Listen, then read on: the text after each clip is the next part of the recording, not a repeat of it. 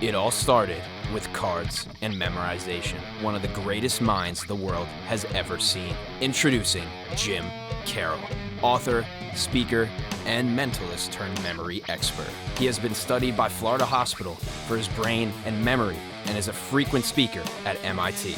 Jim has also performed at several USO tours, working closely with our military and wounded warriors. Now, taking his knowledge and skills to the podcast world, interviewing some of the most impressive minds and allowing them to tell their stories about how they beat the odds. Beating the Odds is brought to you by Signal Relief, the drug-free pain relief patch. Please visit signalrelief.com and use promo code MEMORY for an exclusive offer only for our Beating the Odds listeners. Welcome back to another episode of Beating the Odds with your host, Jim Karol. Today on Beating the Odds, we have Dr. James Hardt. James is the president and founder of the Biocybernaut Institute. He holds a bachelor's in physics from Carnegie. He also holds a master's and PhD in psychology from Carnegie Mellon University. Over the past 30-plus years, Dr. Hardt has been studying the electrophysiological basis of spiritual states. He's traveled to India to study yogis. He studied Zen meditators and masters and explored Christian prayer and contemplation. Please enjoy this very wide-ranging conversation with Dr. James Hardt and Jim Karol. Hey, how you doing, everybody? I got a really cool guest today. One of the most out-of-the-box, amazing, great scientists I've ever met in my life. And he's a good friend of mine, Dr. Jim Hardt. He has a Biocybernaut Center out in Sedona, Arizona, where I met him. And well, he'll tell you more about where he has them all over the world. But I'd like to welcome my good friend, Dr. Jim Hardt. Jim, how you doing, buddy? Wonderful to see you again and hang out with you. Absolutely great. What the heck is that in the background? I love it. What is that? It's a phi ratio torus, which is the Biocybernaut logo. And it turns out that there's, in 1996, I did a paper on the brainwave patterns of halos.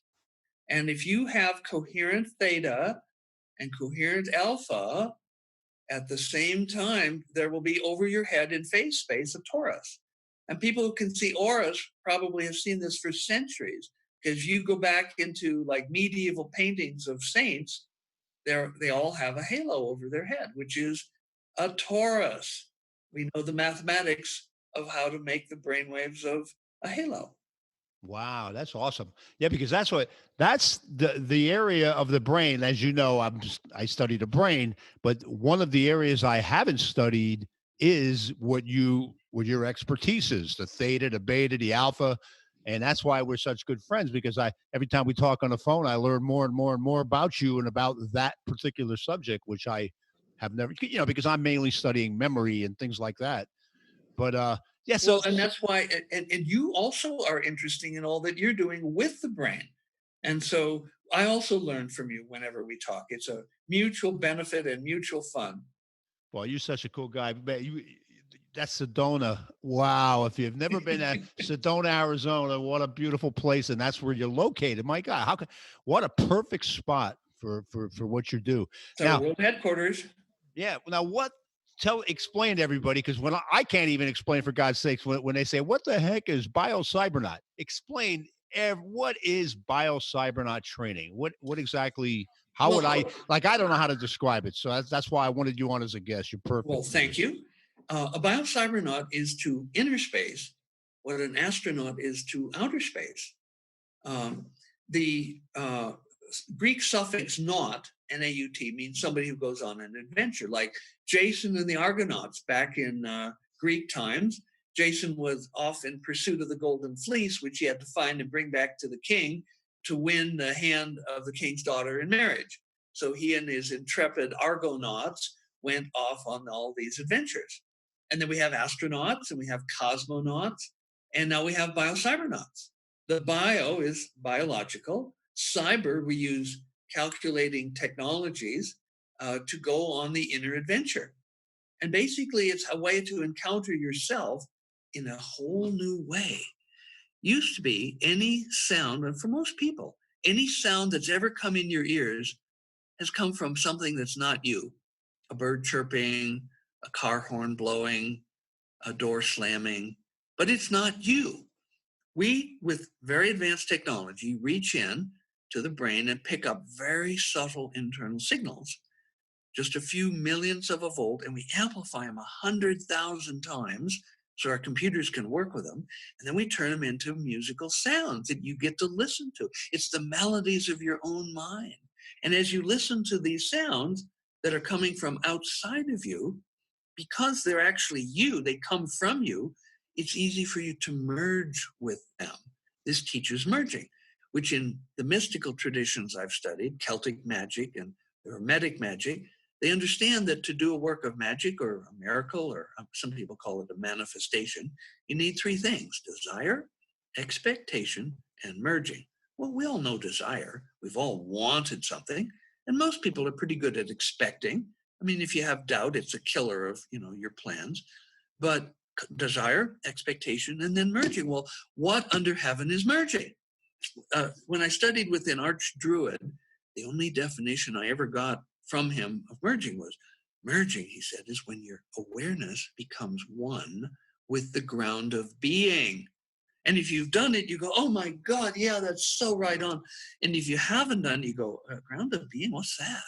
And so to cut through all that verbal confusion, all we do is say, listen to these tones as though your life depended on it.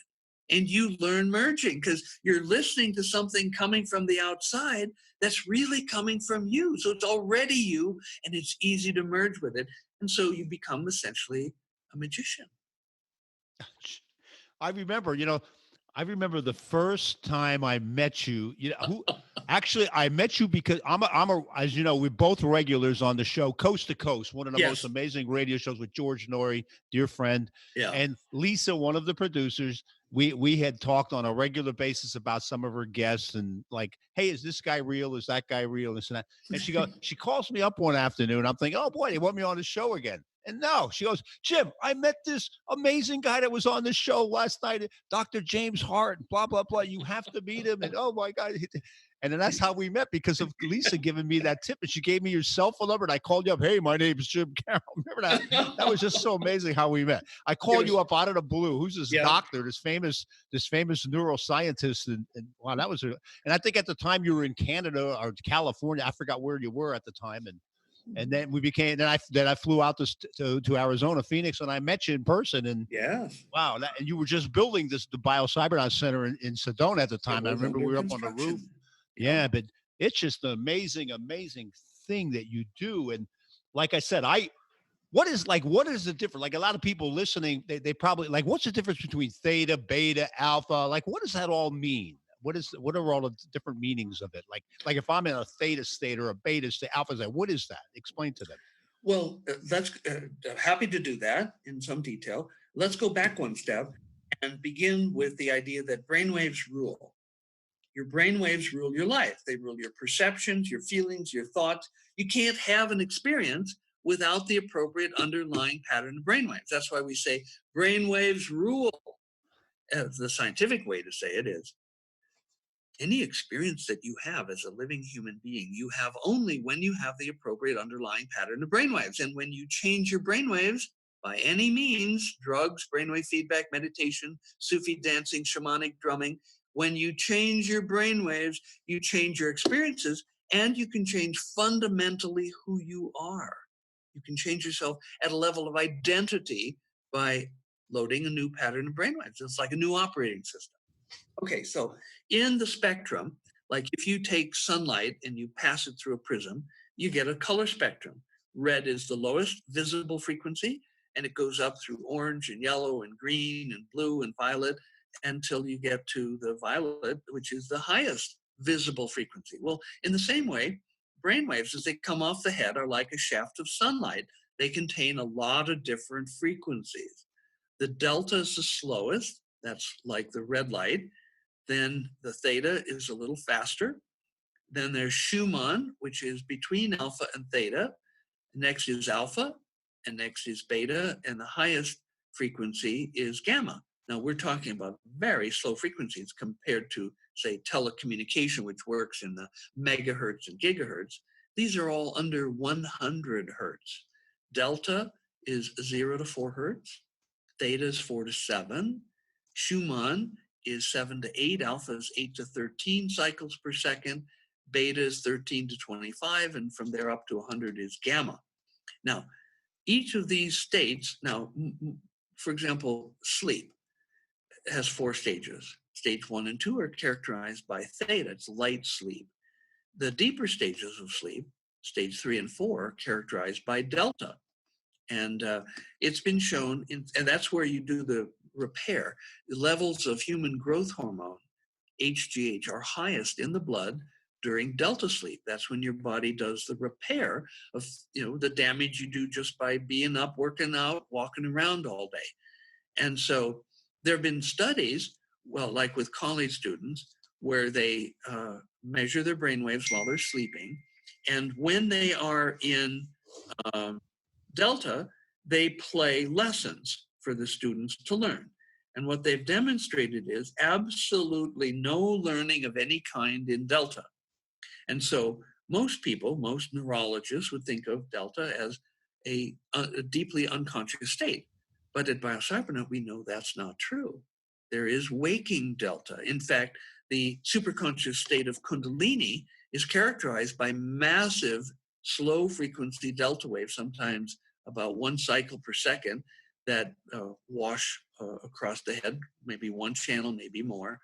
And this is a spiritual experience described in India as this energy rising up the spine. And as it passes each one of the chakras, they burst into superconscious awareness.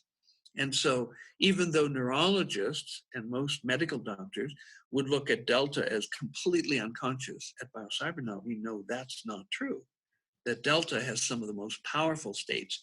And then theta is next. Theta wears many hats. Theta is produced by scar tissue in the brain. If you had a head injury, the scar tissue is likely to produce theta.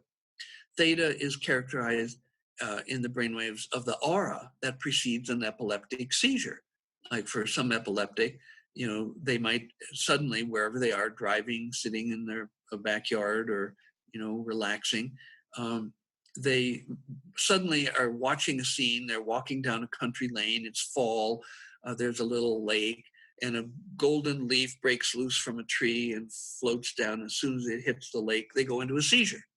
And so if that movie starts to run when they're driving, they have to quick pull over.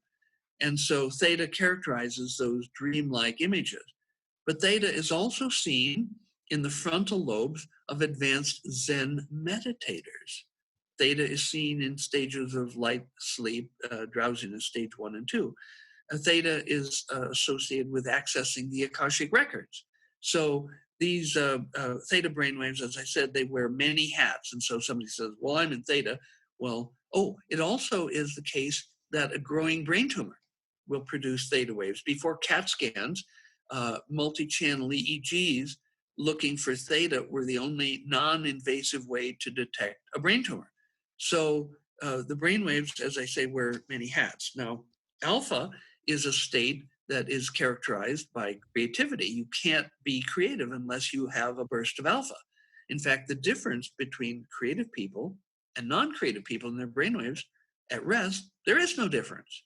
But if you give people a problem to work on, a group of non-creative and a group of creative people, the non-creative people will sit there in their normal brainwave state, working on the problem and do only as well as normal people do.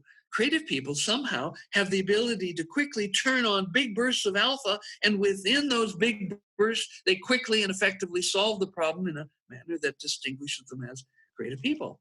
And so Colin Martindale, who was studying this in the mid-'80s, said, creativity is simply a matter of having the right brainwaves. Now, he actually tried to train people to have more alpha, to make non-creative people into creative people, but there's 100 dozen ways to do alpha training wrong and only a few ways to do it right. And so he pretty much shot himself in the foot because he wasn't able to teach people how to increase their alpha with his primitive methods. But he's accurate when he says creativity is simply a matter of having the right brainwaves. And when you can turn on higher alpha, you can be creative on whatever topic that you're thinking about at the time. So alpha is you're awakened in your alpha state. Now, how about theta? Could that happen? Theta is awake and sleep. Could it happen in both? Well, yes. And at one point, for one whole summer, I studied professional psychics. I paid them their daily rate, had them come to my lab, and I measured their brainwaves at rest, doing various baselines, eyes open, eyes closed, white noise. And then and they had more theta and delta in their waking record than ordinary people do. And then I asked them to do whatever their psychic accessing was, whether it was precognition or remote healing or, whatever their Right. And when they did their psychic accessing, the theta and the delta just went up off the charts. So we know that psychics are running more theta and more delta. In fact, there are some people who do biofeedback, brainwave feedback, and they compare, you go in, they measure your brainwaves, and they compare you to a normative database of 10,000, 20,000 people. And if you should dare to differ from the normals, they will train whatever giftedness is in your brainwaves, they'll train it out of you. So you can be more like the herd, the average, the C student. They take a Zen master there and they say, oh my God, you've got too much alpha. We've got to train this out of you because we have to make you like the average person. And Biocybernaut is very different. We celebrate your differences. See, that I love this stuff because especially like, and I don't talk about this in public much, but boy, I hope I don't come out too much now today, but I tell you in private about some of these dreams I have that, wow. I mean, like wherever I'm at, all these answers are coming to me and this and that. And then when I wake up, I forget everything. And if I would just, just like that daily number prediction I had that back in 1990, 222, where did that come from? So that's all theta. Is that what you're saying? That's my theta waves. Well, it could be a combination of alpha and theta. Now, I mentioned the alpha creativity. Alpha creativity is so important to human civilization. It's been much studied. And in fact, we know that the alpha creativity has 4 steps. First step is at the application phase, where you learn the data of your field. You find out what the good problems are. Then you pick a problem, and the second stage is you incubate. You brew on it. Maybe you go to sleep. You wake up. You think about it. Then the third stage is called the illumination phase. That's a eureka, I found it. Because there you just had a flash of alpha, a big burst of alpha, and the answer came to you. And that's when Archimedes jumped naked out of the bath in Greece and went running down the street yelling, Eureka, Eureka. You know the story? Yeah. Yeah, where the king asked him to find out whether his crown was pure gold or not. He'd had a new crown made, and he suspected the jeweler of putting base metal in it. And so he didn't want to drill into the crown. So he gave Archimedes the task of figuring out how to tell if the crown was pure gold. And there Archimedes was getting into one of the public baths, and he saw the water level go up. And he'd been brewing on this for some time. So he jumped naked out of the bath, went running down the street yelling, Eureka, Eureka, meaning I found it. That's where that came from. Oh yeah. My gosh. Yes. So what he did was he weighed the crown, and then he took an equal weight of that of known pure gold and put it in water and saw how much water was displaced. And then he put the crown in, and if the same water was displaced, he knew the crown was pure gold. If more water was displaced, then he knew the crown was contaminated with base metal that was not as dense as gold. So he had discovered a non-destructive way of, figuring out if the king's crown was pure gold. But then the 4th stage is verification, where you go back to your lab, your bench, your studio, whatever, and you test out your idea. So that's alpha creativity.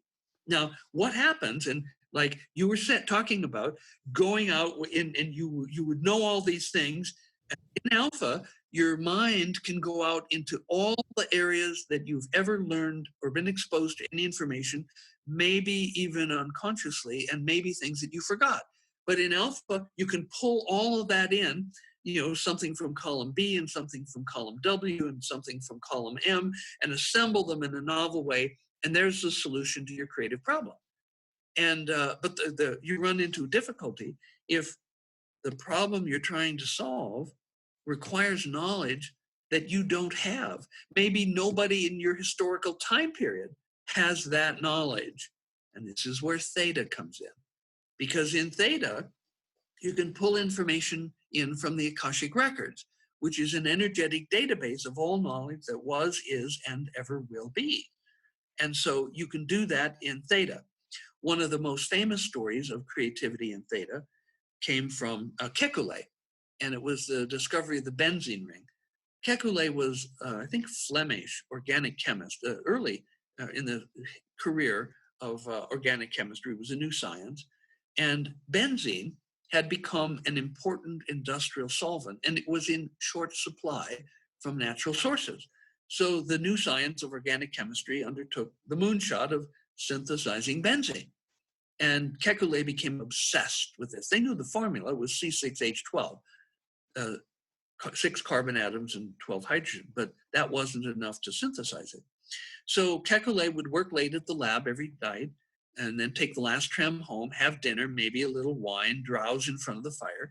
And he began seeing these furry balls playing in the fire. Now, he'd grown up, pre-electricity and everything. And so fireplaces were common, but he had never seen furry balls moving around in the fire. Now, a tennis ball is a furry ball, but every piece of fur is exactly the same length.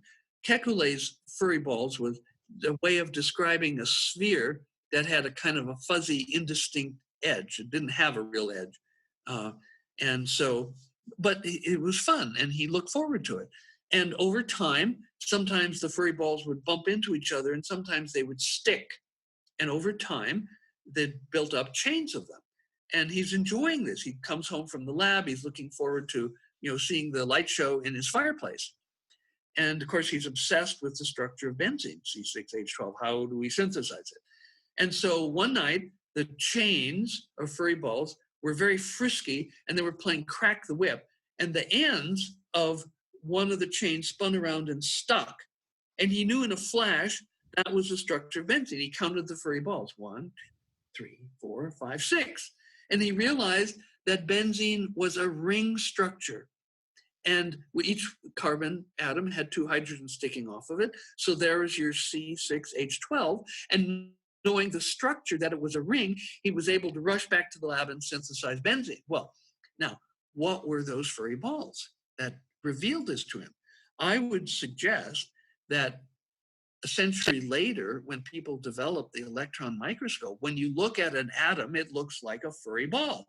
It's a blob that has an indistinct edge. The cloud of electrons doesn't just stop at a certain point. It just becomes less dense as you go out. And so Kekulé's strong desire and his theta waves were pulling out of the Akashic records information sufficient for him to be able to see the structure of benzene a century before the electron microscope was invented. See, that's amazing, because when that 2-2 dream I had, I started studying dreams, and I seen all the, I don't want to get into name dropping, but all these famous inventions, and even Albert Einstein, everything came from dreams. A lot of amazing inventions, like the sewing machine and things like that, came from dreams. So what that basically was, they got that information from Theta or the Akashic records. Yeah. That's amazing. I mean, why aren't we exploring that more? Why does the everyday science look at that as pseudoscience? I don't get it, because there is something real here going on. I know that personally, and you do. But why? How do you convince everybody that there's something going on here without looking crazy? yeah. You know what I mean? It's like, really, it's true though. Well, and the fact that you were getting information studying dreams, Thomas Edison, the inventor of the electric light bulb, is a household name. He actually had over 1,000 patents that came from dreaming. And here's how he did it. He would sleep only 4 hours a night on purpose, and in 2 stretches. So guaranteed he'd always be tired during the day.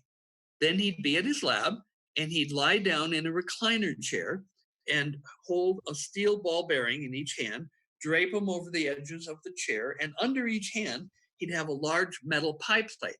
And then while thinking of something he wanted to invent, he'd try to fall asleep. Now, as soon as he hits theta, he's going to lose his grip on those steel ball bearings, and they're going to fall into the pipe hands with a clattering din and wake him up, and he'd grab his pencil and write down whatever little piece he got.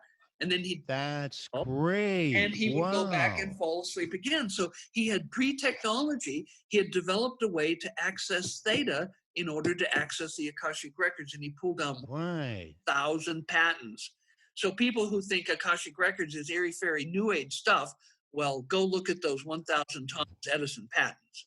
Yeah, why do we forget everything like that? See, that was the perfect thing that he did. I wish I would have known that. I often wonder, like, wow, why didn't I write this down? Why did I wake up? Because yeah, why do we forget this stuff when we go there? Why do we forget it? Like, I mean, I actually woke my wife up in the middle of the night, and I'm like, Lynn, this dream I just had. Oh my gosh, I know where this is and that, where we came from, what's that? And she goes, tell me in the morning. I got to get up early to watch Willie. Yeah. You And then I went to bed and I tape forgot. recorder. Yeah, I know. It's crazy. This is amazing. This is amazing. Yeah. I'll never forget that happened. Hey, how about like when I go next door here in my weight room and I'm lifting weights and I'm playing all this Aerosmith and Guns N' Roses, getting this high going on, and it gets so intense, Jim, that I could take a 60 penny nail off my speaker and bend it in my hands, and I'm 67. What is that? What kind is that? Alpha, or what would that be? What?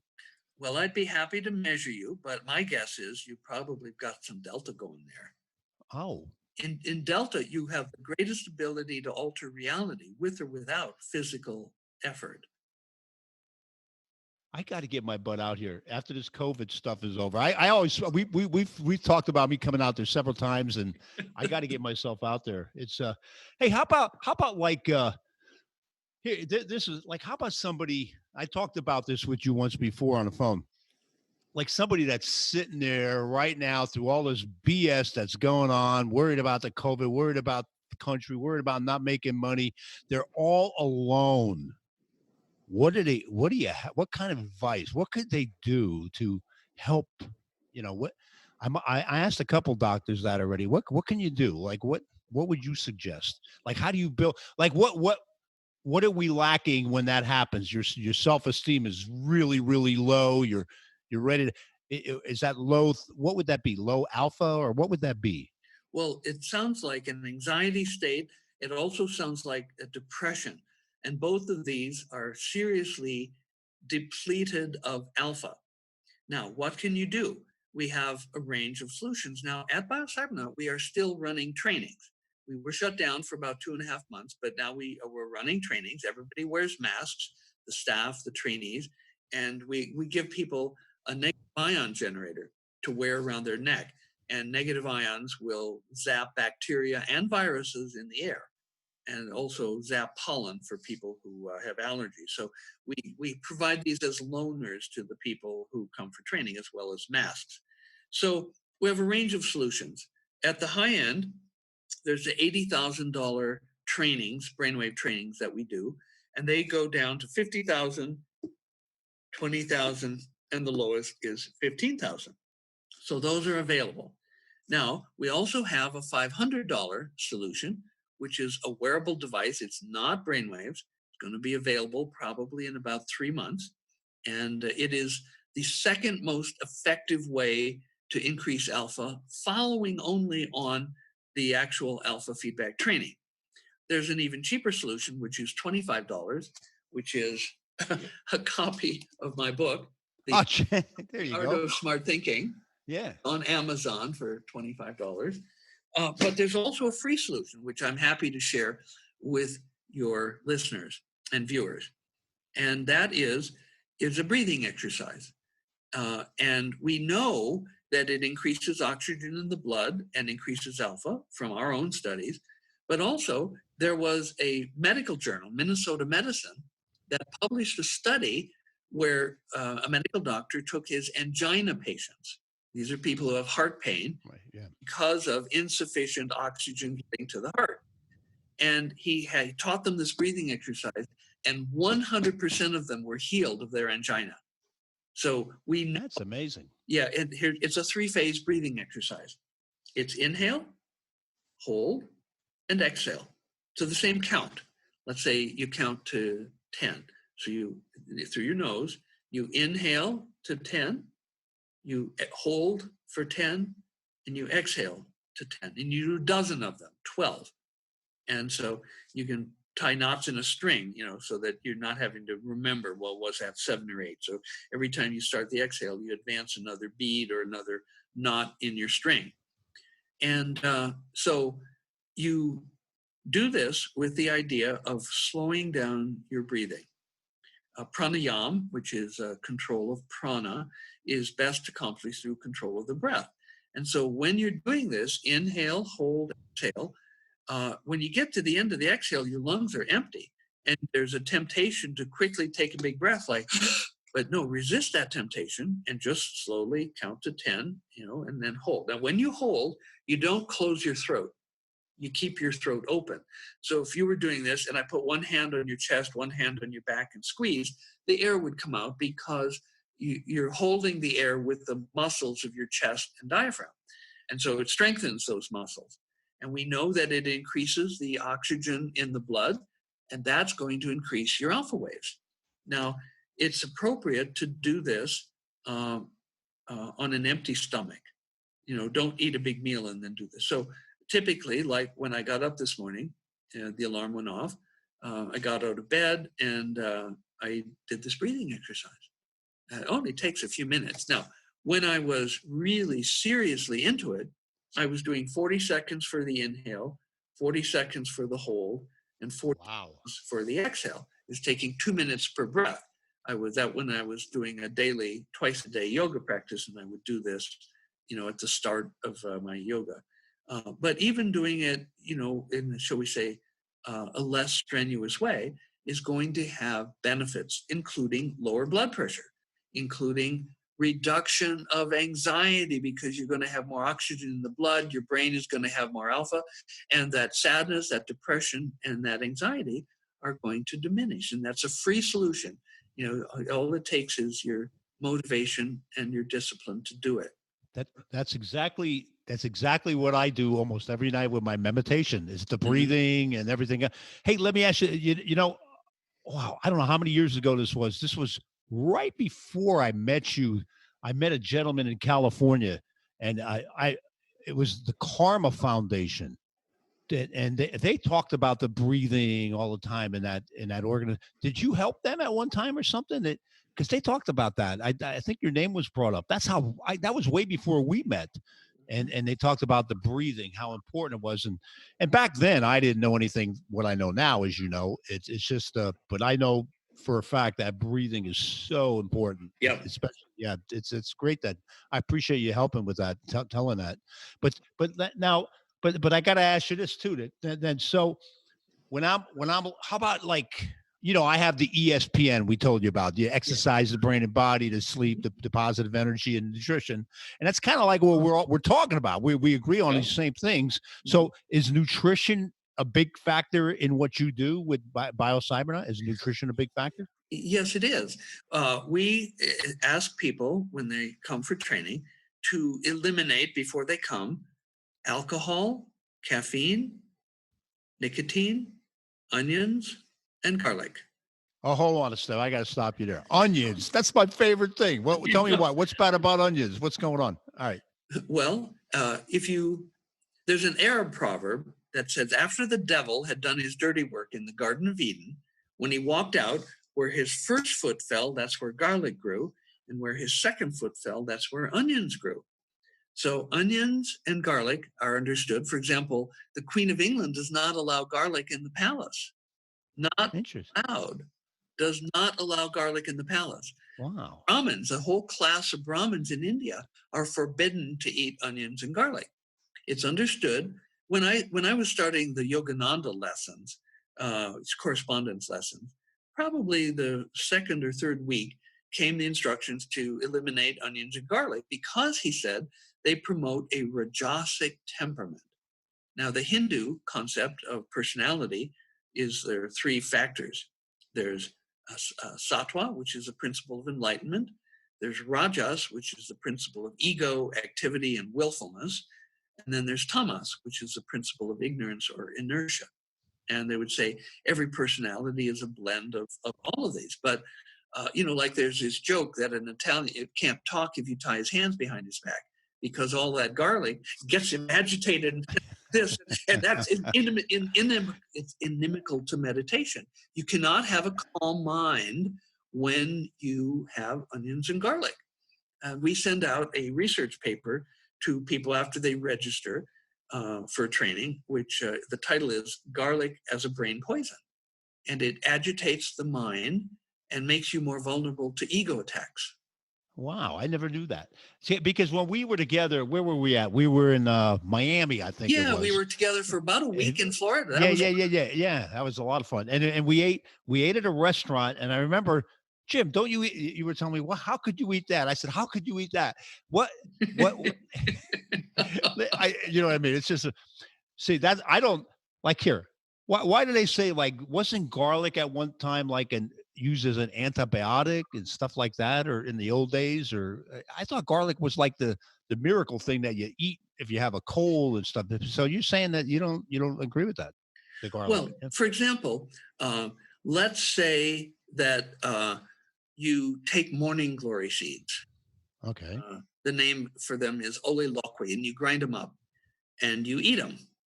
You will have an LSD-like experience. Wonderful high consciousness. Hey, let me write that down. What? No, I'm just kidding. Yeah. Morning glory seeds. But you will get sick and maybe die because they contain a poison. Okay. Wow. So just the fact that something has a good thing doesn't mean that it also doesn't have a bad thing. And so now I have followed up on many of the reported health claims of garlic. And I have in my archive a list of studies where scientists attempted to confirm the old wives' tale that, oh, eat garlic, it's good for this or that condition. And they found that it wasn't good for this or that condition. Now, this is not to say it might not have some physical health benefit, but the effects of damaging your consciousness, making your mind agitated, prone to anxiety, and unable to go into deep meditation, that alone would rule out using garlic, in my opinion. Now, for example, if you want some antibiotic, you want to use something like this, colloidal silver. This is 2,000 parts per million colloidal silver, and it has both antibacterial and antiviral effects. And whenever I feel a cold coming on, I have a little medicine dropper of colloidal silver, and I'll take a Kleenex, and I'll take the dropper, let it run down my throat, and then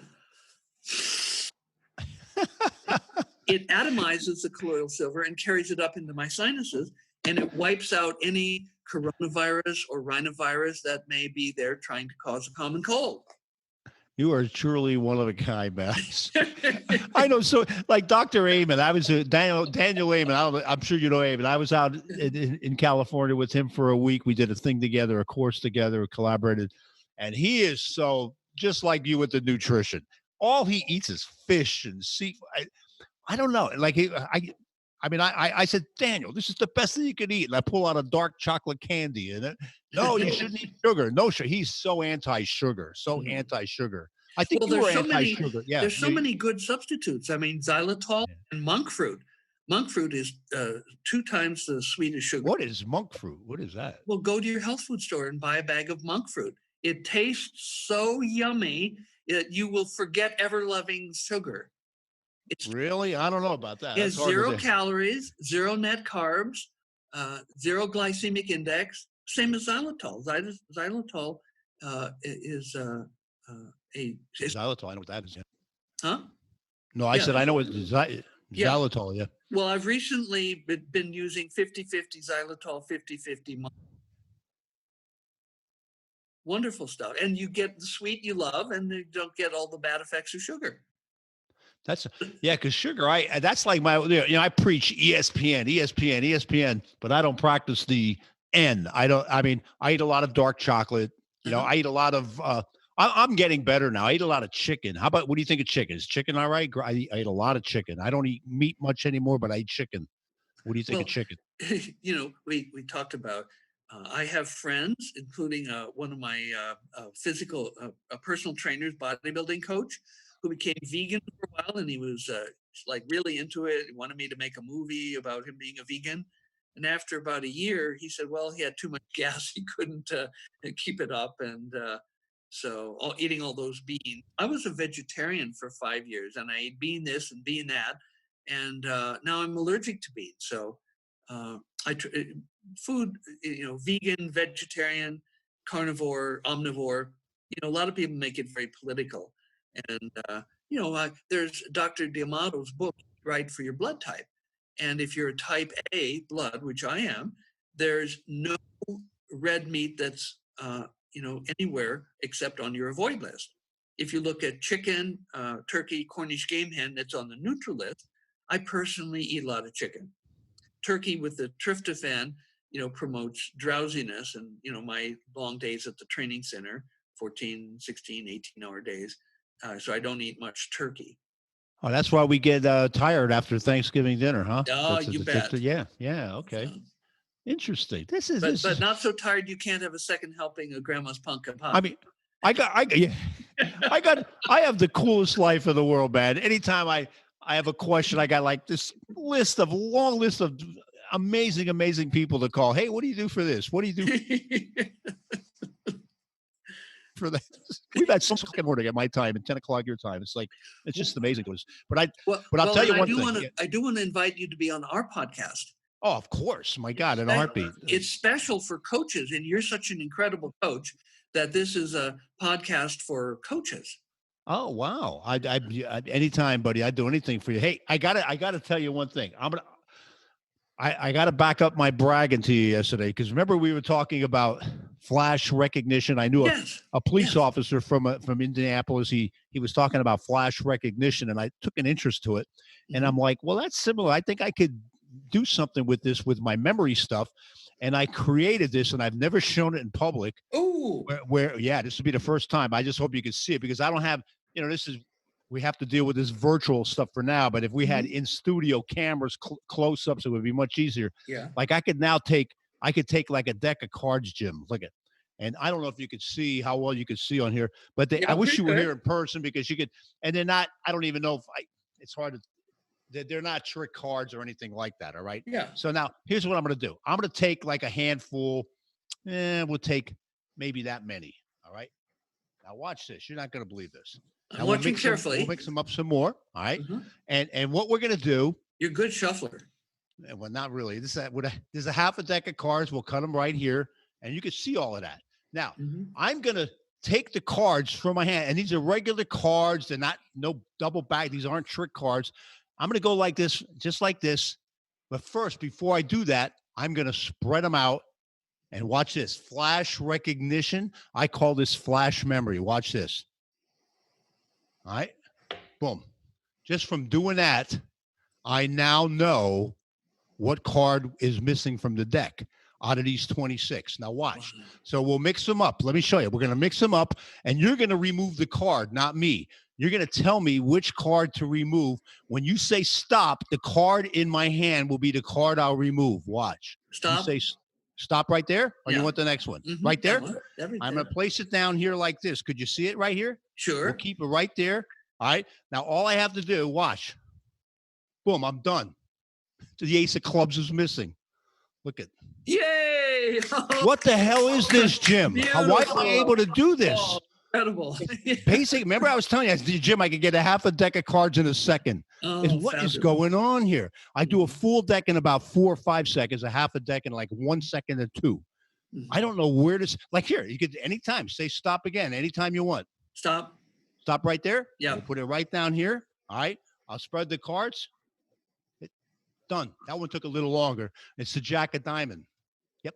Jack of Diamond. Yay! Oh, I call that flash memory. Where all these years of training on my bike with my memory, but now I don't even know what this is. What is making this happen? Can you explain that? Well, I don't know if it's memory. In other words, if I would have to go through every card, like if I go like this and go 3 of club, queen of diamond, 9 of heart, 9 of spade, I can't keep up with my brain anymore. It's just a flash. It's a flash. Yeah. This is crazy. Isn't this crazy? Crazy You're good. the first person I ever showed it to, because I just came up with this last month, and I haven't been anywhere. I've been isolated in my house, and my wife sees this every day. She's going crazy. She's like, okay, I've seen enough already. You've probably seen in the literature psychologists and pop psychologists saying, oh, well, we only use 10% of our brain, or, oh, well, we only use 5% of our brain, or, oh, well, we only use 1% of our brain, based on, who knows what. But you're demonstrating that there's way more that we can use than we do. Boy, I'll tell you that. I'm taking advantage of this isolation, this COVID. See, a lot of people they're getting negative, getting down. No, get positive. Yes. Do what I'm doing. Exercise your brain. Yes. It is so. I mean, right now I can feel the energy coming to me again. It's just like, where is that coming from? Where's this energy come from when you get? Is that what is that theta? What is that? That's probably alpha. Yeah. The alpha energy. Alpha is life. Alpha is the life energy. It's the energy of joy, enthusiasm, inspiration, up leveling your energy, raising your alpha. Alpha at the higher levels is an euphoric high energy state. Well, I experienced that so many times lifting weights. I get to that level where it's like, you get emotional. You almost start crying. Listen, it's so great. It's so great. And to be able to do this, I never knew this. I didn't start. If I would have never started training my memory at 50, so there's hope for everybody. Could you imagine? There's just so much out here. And then where it takes you is beyond your brain can take you to places that I can't describe it with words. It's just amazing. And that's why I love talking with people like you, because you're describing it for me. I don't know what's happening. You know what I mean? I'm not educated in these fields. You know what I mean? I just have a good memory. I did at one point a large federal grant entitled Anxiety and Aging Intervention with EEG Alpha Feedback. And the target population was women who were from 60 well up into their 80s. And it was like they had drunk from the fountain of youth. Many of them had never graduated from high school, got GEDs after their training. They went to college, they got degrees, they got advanced degrees, they started businesses. Some of them went on to get master's degrees, started businesses in their 80s. And people that I knew them said, Rosie's the only woman I ever met younger every time I see her because of more alpha. Most people, as they get older, their alpha slows and drops out. Then they enter senescence or senility and usually die soon thereafter. But this training actually reverses aging in the brain. It enables people to have more alpha and higher frequency alpha. And so along with that comes more life energy. Well, as you know, I sent my buddy Mike Hammond up to you, and he raved about it. This is the coolest thing I've ever experienced. A lot of people can't afford that, and that's why it's like, what do you do? Like, I know you had some. What was it? Tony Robbins. You have a lot of amazing people coming there for the training, and European royalty, Middle Eastern royalty, CEOs of $1 billion companies. But if you could, I'm into the people that can't even get out of their house. They can't even afford a plane ticket to Arizona. That's who I'm trying to help. And wow, if you can help me help them, that's what I'm looking for, just to help people. This device, this wearable device that'll be out in about 3 months is $500. And you can use it to increase your alpha waves. You can actually use it with other people, so you can synchronize and coordinate with other people. And there's like a group high that can come from using it. And you can do synchronization with people in the room with you, or you can do it over the internet. Well, you're gonna have to let me say, hey, did you get the signal that we sent you? Did you get it? They overnighted it. If it's not, you'll get it by tomorrow. Let me know what you think of that too. Okay. Signal pat, yeah. But I'd like to see this thing you're talking about. That's me, Jimbo. I'm like anything new. I have to know the answer. You know what I mean? I'm one of these guys. I got to know what's. Yeah. But anything else you want to say, or what anything else you want to talk about? Because I could talk to you for hours. It's like we do on the phone, and it's what's so important. We need to get out something, because I'll tell you what, out of all the people I know, like I know a lot of like neuropsychologists, neuroscientists, but when I met you, you're like completely. You go out of the box. You're not afraid to go out of the box. That's what I like about you. I mean, I know a lot of people that stay in the box. But in my opinion, you have to be in the box. In the box meaning academic, like MIT, Harvard. But you go out of the box, and I think the answers are in and out of the box together. Yes. I don't think you could be one or the other. You have to be both, and that's why. And like I talked to you about that little experience I had a long time ago with when I Jim, I'm driving home one night, and all of a sudden, what? I see a sign, because I always like to drive home. When I was a college entertainer, I can't believe I'm going to be telling this story. Oh, do it. I'm driving home one night, and I had a show in Buffalo, New York, and I lived in Pennsylvania, Catasauqua, Pennsylvania. And I look at my clock. it's 1:00 in the morning, and I always want to drive home. If I don't have nothing going on, I want to get home to my wife and kids, so I'll take the drives because I hit Dunkin' Donuts wherever they're at, and keeps me awake. And so I make a right-hand turn in Rochester and going down this highway, and I see a sign, Corning, New York, 67 miles. So I'm thinking, well, it'll take me about an hour to get there. Dunkin' Donuts stop. I look at my clock, 1:00. So I'll be there by 2. So all of a sudden, it got really foggy, big, thick fog. And I put the window down, and I stuck my head out, and I could feel the cold air to keep awake, but more importantly, to see the white lines on the highway, right? And you're in the middle of nowhere. Anybody that's ever been up in south of Rochester, New York, you're in the middle of nowhere. And I was a Pennsylvania boy at the time. I didn't live in upstate New York. So I'm driving, and I swear, all of a sudden I see the fog's like disappearing and the sky's all bright. And I'm like, what the heck? And I see a sign, Corning, New York, 2 miles. And I go down, I look at my clock, it's 5 a.m. What the heck was that? Did I fall asleep at the wheel? Or what? That is freakish. The most freakish thing I ever experienced in my life. 4 hours of lost time.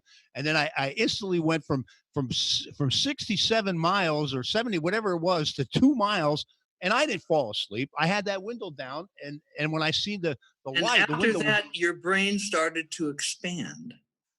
I don't know if I believe in that stuff. But come on, after I that. know you're out of the box, but I don't know if I'd go there. Let me go out of the box. Yeah. Okay. Yeah. So Betty and Barney Hill in New Hampshire had an interrupted journey. There's a book by that title.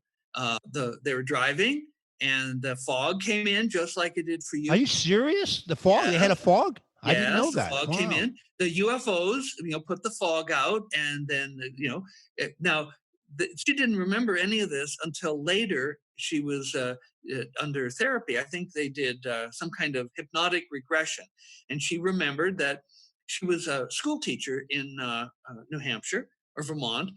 And she had a black husband, which was a bit unusual for that time. I remember Betty and Barney Hill. I remember the story. Yeah. Yeah. And she remembered being taken to a spaceship. Barney was, just blithering, with fear, incoherent. But Betty was a school teacher. She was interested. They examined her, and she asked them, "Where did you come from?" And so the guy pointed to a wall, and it became a star map. And he said, "Well, where are you?" And she didn't know. So he said, "This is you, and these are our trade routes, and then this is our star." Well, under hypnosis, Betty reproduced that map. So then somebody took that map and used the New Gleesy star catalog and created, in an empty room, ping pong balls hung with thread from the ceiling, made a 3-dimensional model of our local area of the Milky Way galaxy, and then lying on the floor, standing on a stepladder, put his head in all different positions until he found a group of stars that exactly matched the map that Betty drew. And it turns out that all of the stars were in a plane. So you could use gravitational slingshotting to go from one to another. Then none of them were out of the plane. And the star that they identified as their home planet was Epsilon Eridani, which is a double star, where the second star is about as far away as Jupiter is in our solar system.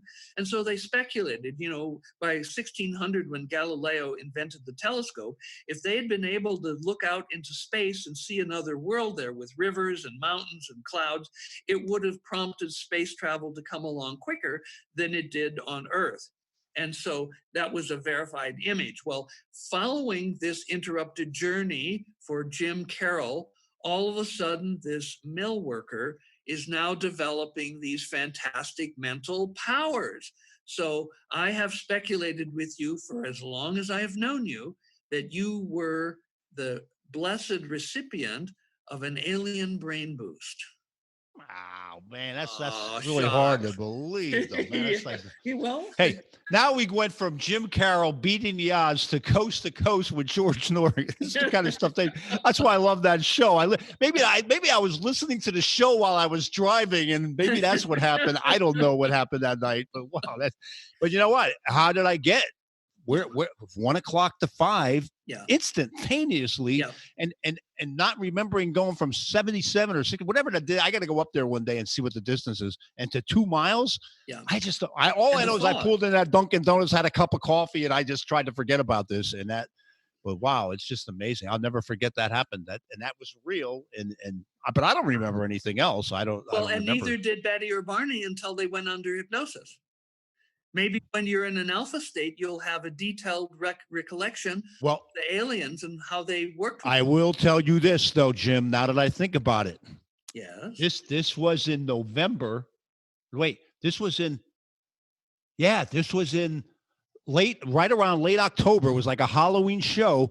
And on November 8th, that same year is when I had that 222 dream. How freaky is that? Yes. Yeah, you might not be far off there, buddy. But right now I'm going to just say, hey, it was an experience. I'm not going to, I don't want to. But that's really cool, man. That's what I like about you. That's why we have so many conversations. I got to get off of here before we start getting into some of these other intimate conversations we have about some of the stuff that happened to me. We don't want people we could go a little bit more mainstream. Yeah. We could talk about, in the alpha training, when people learn to increase their alpha, just the first week produces an increase in creativity of 50%. The IQ boost is 11.7 points, and we've tested that. It's stable at least a year out. And emotional intelligence goes up an average of 15.8 points. Wow. I mean, in a lifetime, maybe people go up 5 points. And it's the master skill. IQ accounts for maybe 10 to 20% of your success in life, but EQ, emotional intelligence, accounts for almost 60%. So it's the master skill for success. And each 1 point rise in EQ nets a person an average of $1,300 or more annual income. And that's the global average that includes India and Bangladesh and Pakistan and the Maldives, as well as Germany, England, France, United States, Canada. And so in a first world country, it's probably more than that. But that increase, which is more than $20,000, is actually a bigger increase than the cost of the Alpha 1 training. And so it's a kind of a cost-effective kind of thing. EQ is well studied. Dr. Travis Bradbury and Janine Greaves wrote a book, Emotional Intelligence 2.0. We give it out to all of our trainees. We test them before, when they start day 1 at the end of day 7. And we get these amazing increases in emotional intelligence. And so there's also reductions in anxiety and depression, anger. Let me ask you a question, because if you didn't do this, have you ever had like a major university, like ever have a study, like do a study to show that the authenticity of this?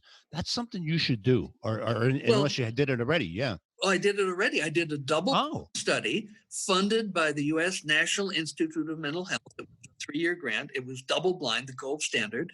And we had women from 60 up into their 80s do the training. And as I said, it was completely double blind. There were massive reductions in anxiety and depression and paranoia. And it was like these ladies had drunk from the fountain of youth, and they went off and they got higher education. I mean, they started businesses. One 74-year-old woman, a widow, took a 47-year-old man as her lover, and he pronounced her satisfying both spiritually and sexually. So it was like the fountain of youth. And so we've done the double blind study at a major university, University of California, San Francisco, and have also worked with war veterans. First one was a Vietnam War veteran. He was on patrol in Vietnam. His best buddy was walking point, stepped on a Claymore mine, and he literally had to peel the pieces of his buddy off his body. Oh, boy. He was so traumatized. When he did the Alpha training, he was completely healed. And he went off and joined a Christian commune. He had literally found God in the experience. I've also worked with Gulf War veterans, and the 200 Canadian Aboriginals that I trained were as traumatized as returning war veterans because of the residential school system, where the children were beaten and raped, and many of them died there in the residential schools. They were ripped away from their parents and grandparents and sent to these 12-month-a-year schools, where they had signs that said, kill the Indian to save the man.